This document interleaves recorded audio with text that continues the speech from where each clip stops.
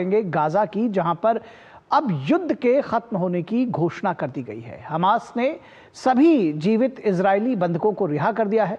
Israel ने भी फिलिस्तीनी कैदियों को छोड़ना शुरू कर दिया है। अमेरिकी राष्ट्रपति डोनाल्ड ट्रंप ने इजराइल पहुंचकर इस मौके को और खास बना दिया। बंधकों और कैदियों के परिवारों में खुशी का माहौल है।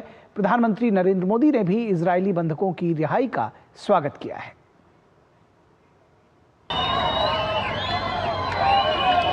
पश्चिम एशिया में इतिहास नई करवट ले रहा है। राष्ट्रपति डोनाल्ड ट्रंप ने गाजा में जंग का समापन का ऐलान कर दिया है।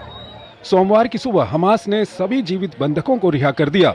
बंधकों को छोड़े जाने का काम 2 चरणों में पूरा किया गया। पहले 7 बंधकों को रेड क्रॉस को सौंपा गया। फिर कुछ देर बाद 13 और बंधकों को एजेंसी के हवाले कर दिया गया। रेड क्रॉस ने इन्हें इजरायली सेना को सौंप दिया। बंधकों की रिहाई को लेकर यरूशलेम में जश्न का माहौल है। प्रधानमंत्री कार्यालय के बाहर सैकड़ों लोगों की भीड़ ने बंधकों की रिहाई का स्वागत किया। भावनाओं का ज्वार 2 साल के दर्द को हराता नजर आया। बंधकों में से एक एलोन ओहेल ने रिहाई के बाद इजराइल के राष्ट्रपति इसाक हर्जोग और उनकी पत्नी माइकल हर्जोग से फोन पर बात की। एलोन अच्छा पियानो बजाते हैं। उनके सम्मान में उनके परिवार ने तेल अवीव के होस्टेजेस स्क्वायर में एक पीला पियानो रखा था। राष्ट्रपति हर्जोग ने एलोन को खास न्योता देते हुए कहा कि राष्ट्रपति भवन आपका इंतजार कर रहा है। बदले में इजरायली जेलों से 250 फलस्तीनी कैदियों को भी रिहा किया गया। परिवार वालों ने उनका गर्मजोशी से स्वागत किया। हमास के पास अब कोई जीवित बंधक नहीं है। हालांकि बंधकों के 28 शव अभी भी हमास के पास मौजूद हैं। इन बंधकों को 7 अक्टूबर 2023 के हमलों के दौरान हमास ने बंधक बना लिया था। इस ऐतिहासिक क्षण का गवाह बनने के लिए अमेरिकी राष्ट्रपति डोनाल्ड ट्रंप पहले से ही यरूशलेम में मौजूद थे। उन्होंने पहले रिहा हो चुके बंधकों और उनके परिवारों से मुलाकात की। इसके बाद ट्रंप ने इजराइल की संसद को संबोधित किया।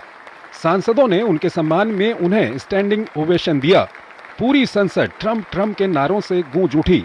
प्रधानमंत्री नेतन्याहू ने जंग खत्म कराने के लिए उनका आभार व्यक्त किया और मिलकर क्षेत्र में शांति लाने की प्रतिबद्धता दोहराई। ट्रंप के इस योगदान के लिए उन्हें इजराइल के सर्वोच्च सम्मान से सम्मानित किया गया। यह केवल युद्ध का अंत नहीं है, ये आतंक के युग का भी अंत है। यह इजराइल और इस शानदार क्षेत्र के सभी राष्ट्रों के लिए एक महान विजय का आरंभ है।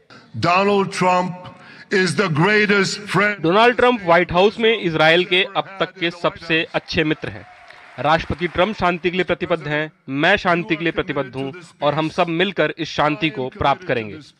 उधर मिस्र के शर्म अल शेख में गाजा शांति शिखर सम्मेलन में प्रधानमंत्री नेतन्याहू हिस्सा नहीं ले रहे हैं।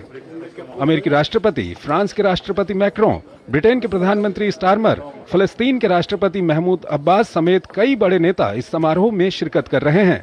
भारत के विदेश राज्य मंत्री कीर्तिवर्धन सिंह प्रधानमंत्री नरेंद्र मोदी का प्रतिनिधित्व कर रहे हैं।